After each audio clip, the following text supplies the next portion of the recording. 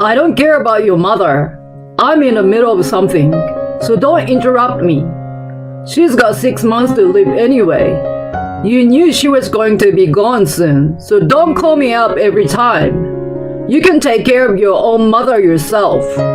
One day, I received a phone call informing me that my mother was in critical condition.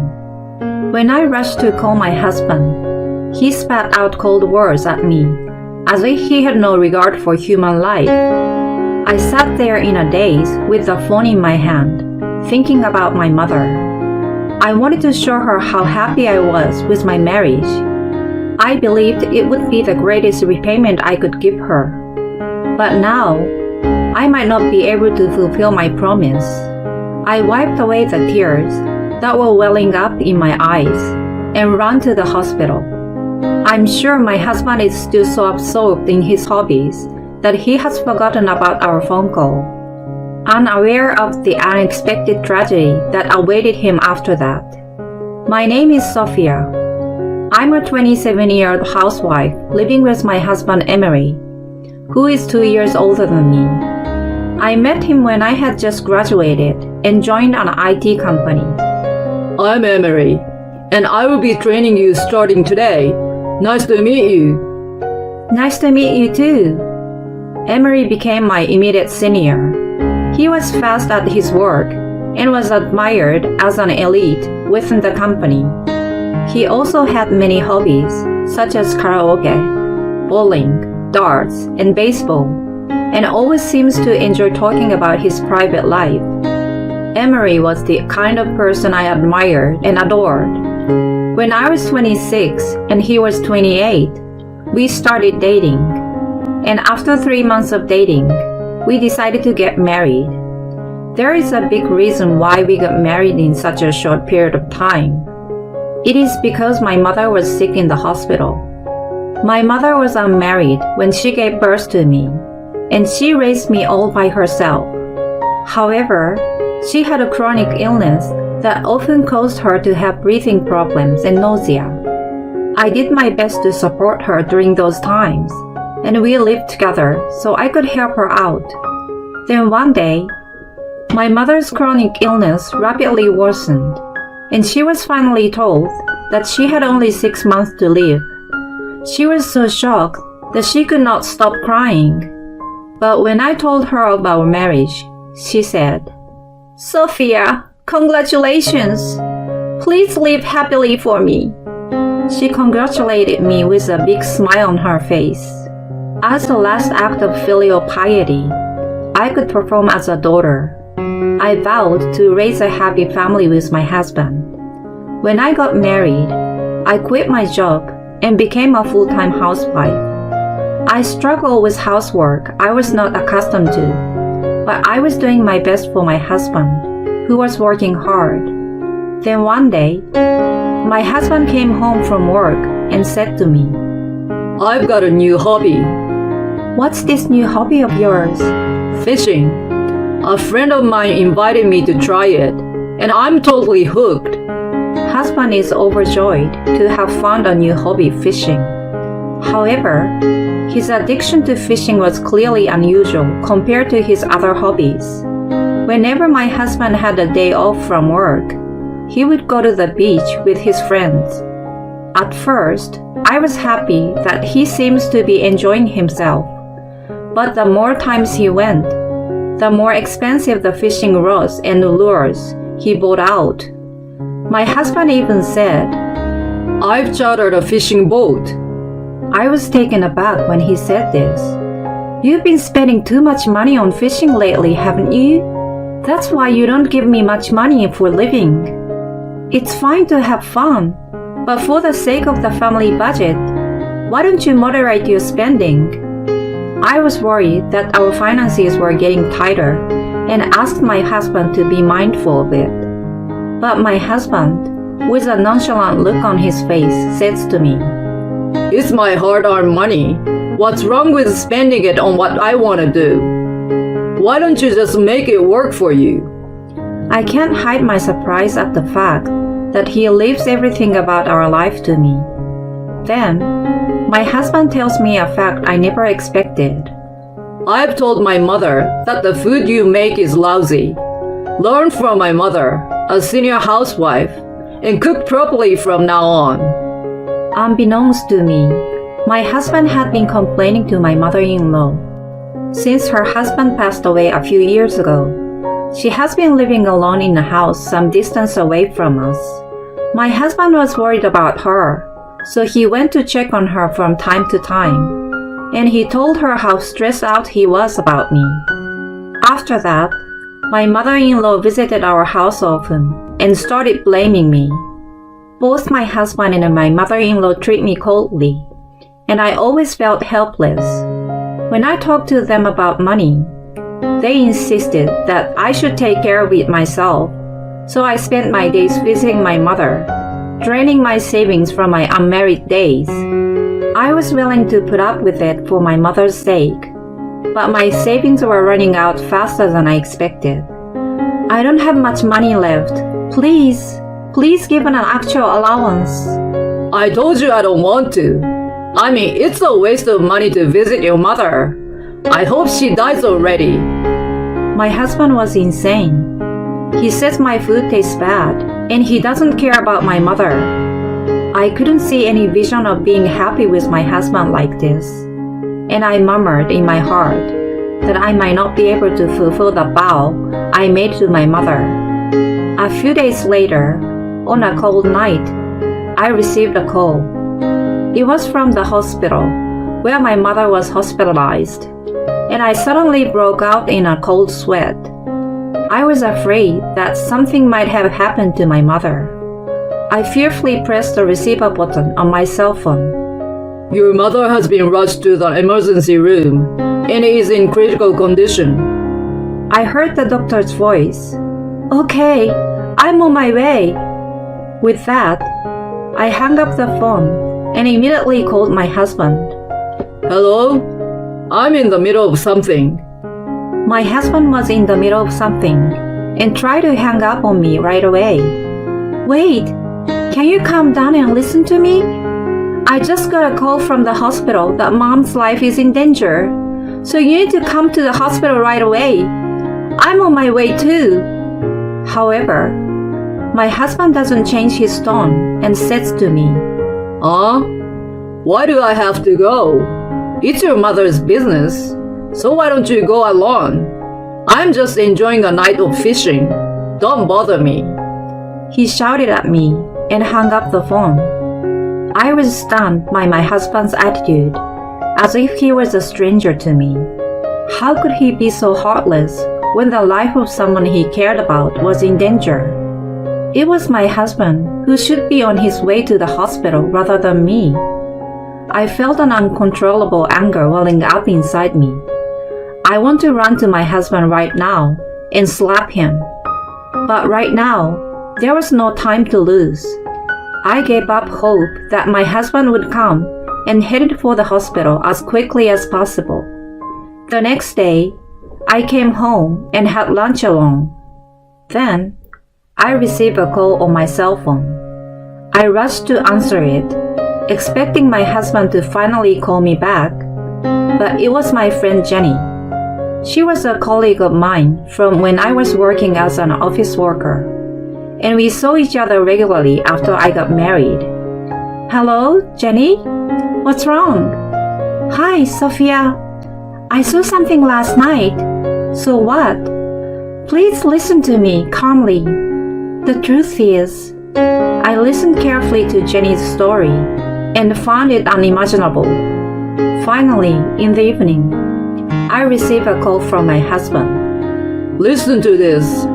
I got a big mackerel last night. It was worth sticking around in the frigid cold. We are having a mackerel dinner tonight, so ask my mom how to cook it.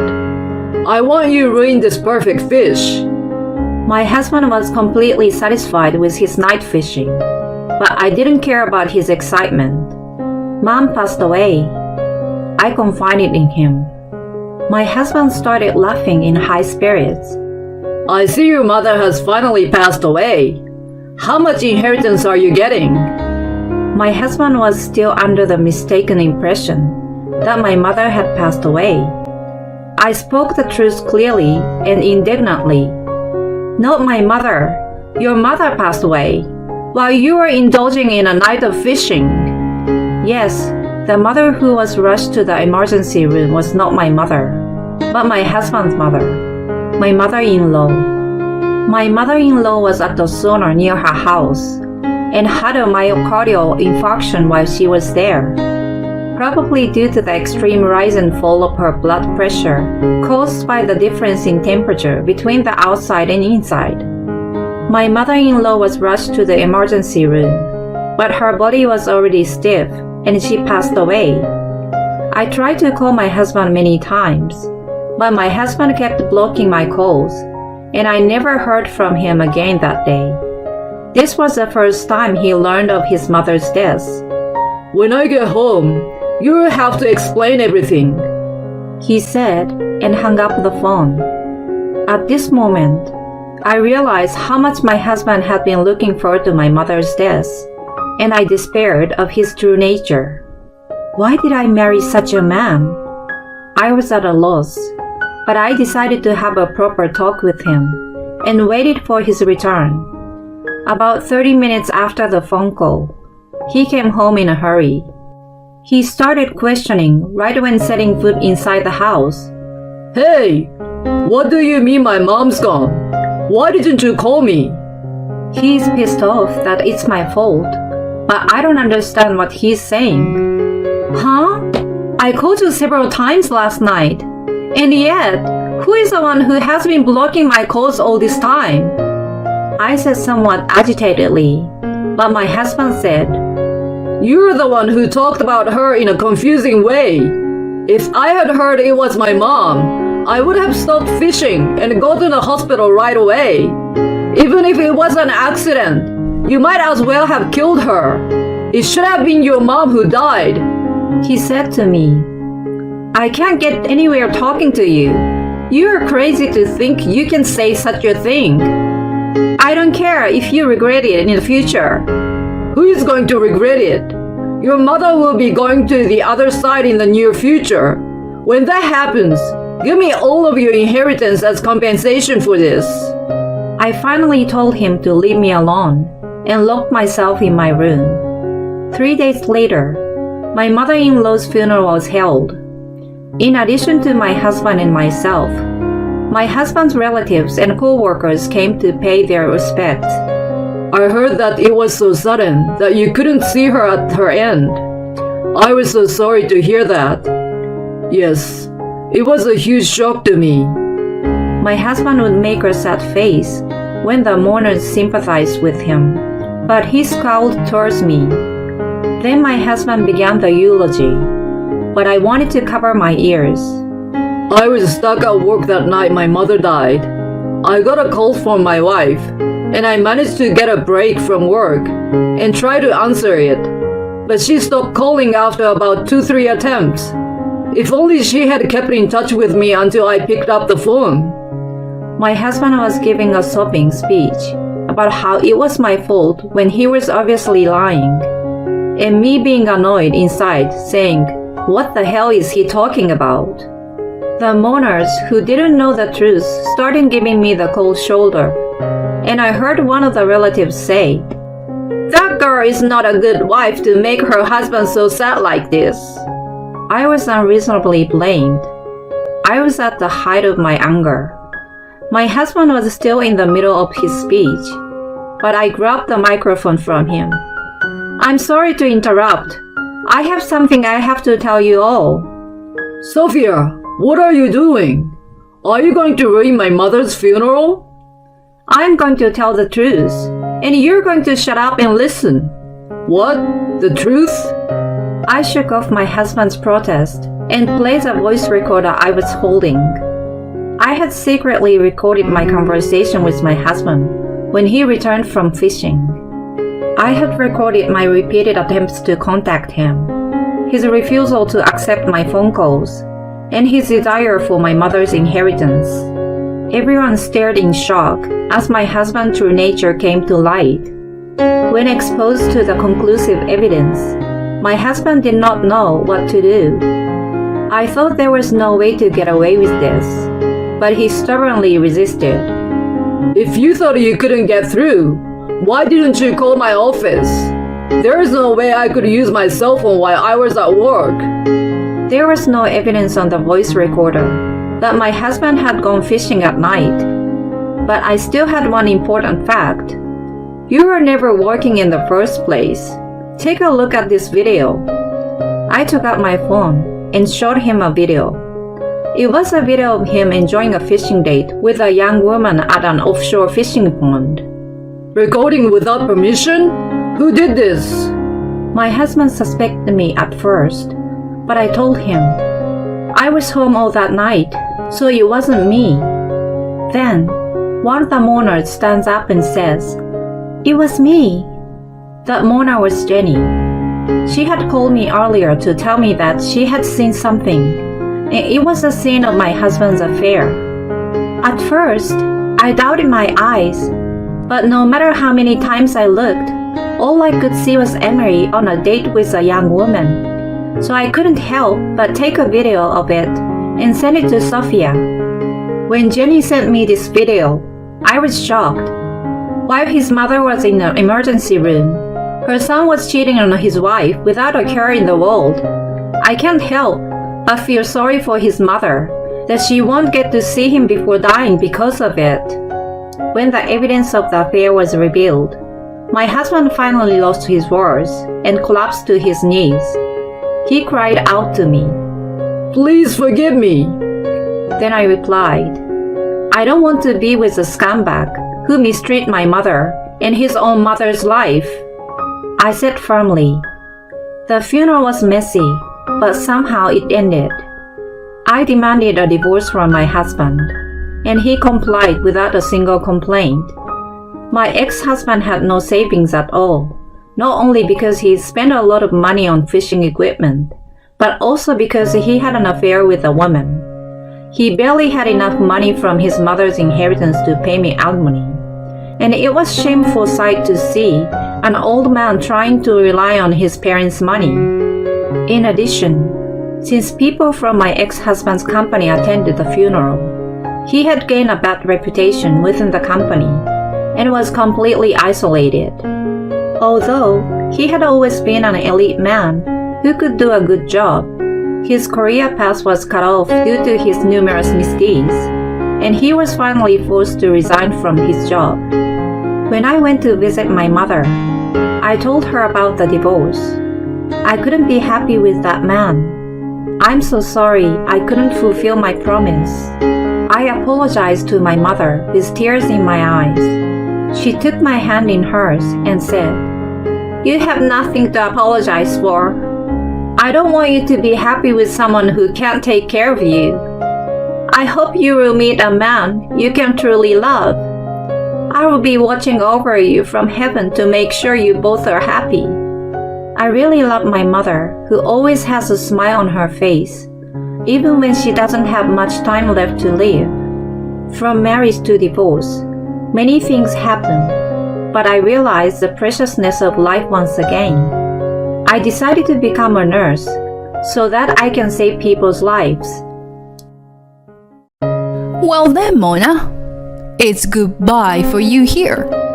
With a loud voice that could match the seabirds echoing in the harbor, my mother-in-law said, "What do you mean? We are going on a luxury cruise with the four of us, right?" As I said that, my mother-in-law twisted the corner of her mouth and continued with an even nastier expression. "Did you think that someone like you, who is worse than a housekeeper, could come with us on this cruise? How shameless of you! You're just a payment clerk.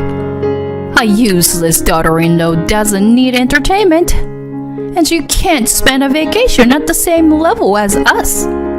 You're so stupid for not even understanding that." I didn't say anything to her terrible arguments. In everyday life, where I was always being bullied without anyone on my side, I had already given up hope. My mother-in-law laughed rudely and got on the ship in a vacation mood. Beside her, My father-in-law and husband didn't say anything. I stared at the three of them in silence, and as soon as the ship departed, I waved my hand and shouted loudly, "Goodbye! I wish you good luck!" Upon hearing that, my mother-in-law started shouting at me, but I just shrugged it off. "You are about to embark the best trip I have set up for you." Well, it's the best for me anyway. Enjoy the revenge that I have planned for you, disguised as a surprise. The details will be revealed once you arrive. My name is Mona, a 38-year-old working housewife. I work as a clerk at a medium-sized enterprise. I have been married to Andrew for 7 years. Andrew and I were originally friends from our student days. We lost contact after graduating from university, but we started hanging out occasionally after we coincidentally met on the street. We started to develop feelings for each other and began dating about a year after we reunited. Andrew told me a secret shortly after we started dating. He revealed that he was infertile. He said with a gloomy expression, "If I'm with you, we won't be able to have children." However, I wasn't bothered by it. I never really wanted to have children myself. And I thought that if we didn't have children, we could still find our own happiness. So now, after 7 years of marriage without children, we are living a peaceful married life as a couple. At the same time, however, we are constantly troubled by our relationship with my parents-in-law. Our house is located right across my parents-in-law's house, and since Andrew also works for the company that his parents run, we often interact with them. I'm not complaining about that. The problem is that both of my parents-in-law treats me coldly. My mother-in-law has always spoiled Andrew, so she seems to dislike me and treats me like a nuisance. She also tries to push household chores onto me, which is a common story. "Mona, I'm busy with work, so you could do the laundry and cleaning for me." "Oh, you don't have to cook. I can't eat the food you make anyway." "I'm sorry, but I also work full-time, so it's difficult for me to do it." "What? How dare! Talking back to her mother-in-law. You are not fit to be my son's wife. Pack your bags and leave now." In addition, it's tricky because my father-in-law is also the type who sticks to old ideas. "Until when are you planning to work, Mona? You're getting old, so have a child quickly. Seriously, what kind of education have you received so far?" Even so, times have changed. You can have a happy home without children. That's not the issue. If you say things like that, I'll contact your company tomorrow and have you quit your job to have a child. My in-laws are stuck in old days, which makes it difficult. I try to respond politely, but they give me twice as much in return, so I just ignore them. Andrew acts like he doesn't know anything about their behavior. He is mild-mannered and doesn't like conflict, but that's not always a good thing. He thinks that if he supports me, he doesn't know what his parents will say. So, he pretends not to see it and sometimes even agree with his parents. I hate to say it, but most of the reason we don't have children is because of my husband's infertility. Andrew asked me not to tell his parents, so I didn't. Yet, I'm sad that he doesn't defend me when they criticize me. Despite all this, I still love Andrew. He's a good husband who makes dinner for me when I come home late and makes time for us to go out on weekends. We both love traveling and have visited many places in our 7 years of marriage. One day, my husband handed me a brochure. "Mona, Don't you want to travel in a luxury cruise ship? I have never been on one before, although I have been on a ferry. That sounds like a lot of fun. But we can't come up with that kind of money right away. Well, let's plan to go in 2 years then. Let's save up and work together. Until the summer of 2 years from now. Well, he's right. We should be able to save enough money in 2 years. Okay, let's do that. In 2 years. From then on, my husband and I focused on saving money. We tried not to buy anything we didn't need and did everything we could to save money. And then, when it was 6 months until the trip, my mother-in-law suddenly visited our home as usual. Hey, I heard that we are going on a luxury cruise ship, right? Have you already made reservations? If you don't hurry, you won't be able to make a reservation, will you? While I was surprised by my mother-in-law's sudden words, I asked her what I was wondering. How do you know? We're going on a trip. Then Andrew, who was sitting in front of me, scratching the back of his head, said, Oh, I told Mom. We are going to be away for more than 10 days, so it's natural, right? Yeah, I understand that, but if they find out before we make a reservation, they might say they want to go. They want to come with us. And I wanted to keep it a secret from my in-laws. My inner voice was in vain, and my mother-in-law continued speaking. Work is a little busy at the moment, but it's okay to have fun once in a while, right? I couldn't believe it, but my mother-in-law grinned and I asked, are you planning on coming with us too? When I asked, my mother-in-law gave me a sharp look. What? Of course we're going. My husband will come too. It was an unbelievably audacious statement. I wanted to go on a trip with my husband alone, not with my in-laws. I stared at Andrew, desperate for him to refuse. I wonder how long it's been since we had a family trip. Helpless, I could only sigh as he casually began to speak. From then on, my in-laws frequently visited and made requests about the trip. I thought about asking Andrew, the one who came up with the idea, to make the reservations, but he avoided me by saying he was busy with work. About a month before the trip, a certain incident occurred. Andrew went out for a business dinner and didn't come back even after midnight. I became worried, and I took the car keys to go to the restaurant where the dinner was being held to pick him up. Just then, the front door opened forcefully. I'm home. I'm tired. I'm going to bed. Andrew took off his jacket and went straight to the bedroom. I was worried and had stayed up until late at night, but he was acting as if nothing had happened. Feeling lonely, I picked up his jacket and something fell out of the pocket. I hurriedly picked it up, and it looked like a small gift box. A message card was stuck between the ribbon. Without thinking, I looked at the card, and there were unbelievable words written on it. Thank you always, Andrew. I love you. My blood ran cold.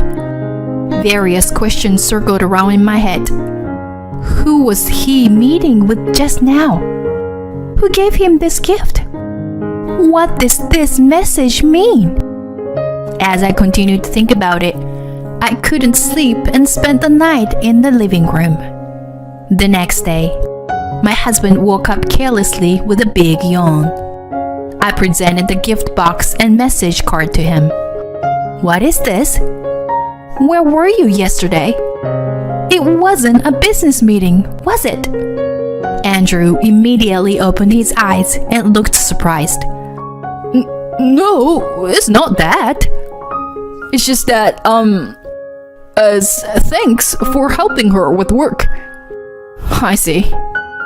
That's quite a passionate thank you, saying I love you. When I said this, Andrew started stammering and repeating words. No, that's not it. It's just that. Feeling fed up with the situation, I decided to leave my husband and go to work for the time being. I still felt uneasy, but I managed to finish my work. At lunchtime, when I turned on my smartphone, I saw that there were a lot of missed calls from my in-laws. Just as I was feeling annoyed, my mother-in-law called me again, so I had no choice but to answer. Hey, Mona. I heard that you suspect Andrew of cheating on you. Our child would never do such a thing, you know? Even if he did cheat on you. That's just a man's instinct. Excuse me? After my mother-in-law spoke in a forceful manner, my father-in-law immediately took over the phone. That's right. If anything, it's your fault for doing something to make him cheat on you in the first place. Andrea only cheats because you don't have children and are always working. When you get home, make sure you apologize to my son. Got it? My father-in-law said whatever he wanted, and then immediately hung up the phone. I had finally had enough. My in-laws, who were turning me into the bad guy, and my husband, who didn't protect me, and even sided with them all these years. I finally decided to execute the plan I had been thinking about for a while. And finally, the day of departure of the luxurious cruise came. My in-laws and Andrew got in the car with smiles on their faces. I was going to drive to the port and board the ship from there. I secretly felt excited. It's going to be a great trip. While holding back my urge to laugh, I drew up the car towards the port. The port was surprisingly quiet and empty. I unloaded everyone's luggage and headed towards the pier. I smell the sea. Andrew is acting carefree and childish. Then, at the moment, my mother-in-law approached me with a big smile on her face.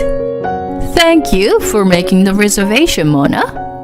Let's meet again in 2 weeks. Please pick us up. What do you mean?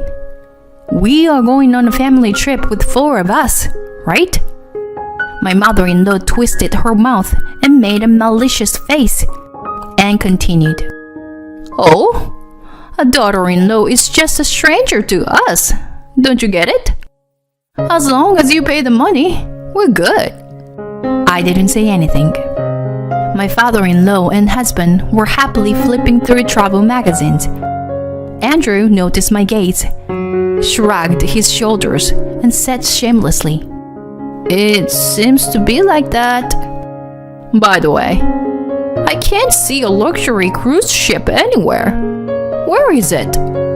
My mother-in-law looked around suspiciously. There don't seem to be any other passengers either. Did you get the correct location, Mona? Don't worry. Please enjoy yourselves from here on. I led the 3 of them onto the boat. Is this really the right ship? My father-in-law muttered, looking at the boat in front of him. It was a small boat that seemed to be full with just 10 people. So I explained to them. You will transfer from this boat to the luxury cruise ship. It's a security major, they said. So, don't worry. Now, get on board. Hurry. I forced the 3 of them onto the small boat with their luggage. Well then, please take care. I called out to the boatmen, and they departed. Goodbye. I wish you good luck. I waved goodbye with a big smile to the 3 of them. I thought I heard my mother-in-law shouting something, but I ignored it. After confirming that the 3 disappeared beyond the horizon, I picked up my belongings and headed back to the car. I hope this will be a fun trip. Later, I returned home and immediately gathered my clothes, appliances, and furniture that I had bought before getting married in one place. When I finished this task, my phone rang. It was my mother-in-law. "You! How dare you deceive us? There is no such thing as a luxury cruise ship. Where the hell are we?" My mother-in-law was so flustered that I couldn't help but laugh. After laughing for a while, I decided to answer her question. There was never a luxurious cruise ship to begin with. My mother-in-law was shouting something, but I continued. "I expected you to leave me behind, so I didn't make a reservation." Do you think you can get away with this kind of thing? Where are we? I can call the police, you know. Now my father-in-law's voice could be heard. "The police? That's a bit extreme, isn't it? It's your wife's hometown, isn't it? I just brought you to her hometown. Did you get to see Aunt Mel?" Once again, my mother-in-law shouted. What did you say? "Aunt Mel, your older sister Mel. I talked to her, and she said to bring you guys there. She'll probably do you guys super well, you know." My mother-in-law's big sister Mel was like a mother figure to my mother-in-law and had a strong policy for dishonesty. Although we had only met a few times during family events, we got along well from the start. So I decided to confide in her and tell her everything I had been through with my in-laws and husband. As I had anticipated, Aunt Mel was furious but offered to help me. "Soon, Aunt Mel's gonna come pick you guys up. Have fun." I said that and ended the call. Soon after, I moved to a new apartment closer to my workplace, which made my commute much easier.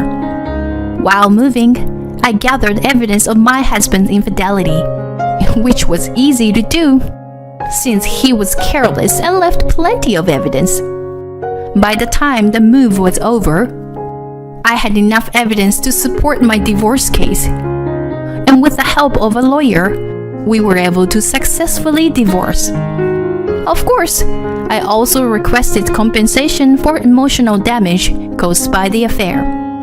The lawyer who went to meet my ex-husband Andrew said that he looked devastated and worn out. Aunt Mel was a well-known sports instructor in the local community, and it seemed that she had been working my in-laws and Andrew to the bone from morning till night. They were now living a life that was as demanding as the life they had forced me to live. Aunt Mel said that if they genuinely repented, they could be released from their duties. However, my in-laws' family business had practically gone bankrupt, and they had nowhere to go. It was no longer my concern, though. I just hoped that I would never have to see them again. On the other hand, I recently met a kind and understanding man who accepted me, including my divorce and everything that led up to it. Once his work is less busy, we plan to get married. Although my path to happiness may have been long and winding, I look toward to living a happy life with someone who always puts me first.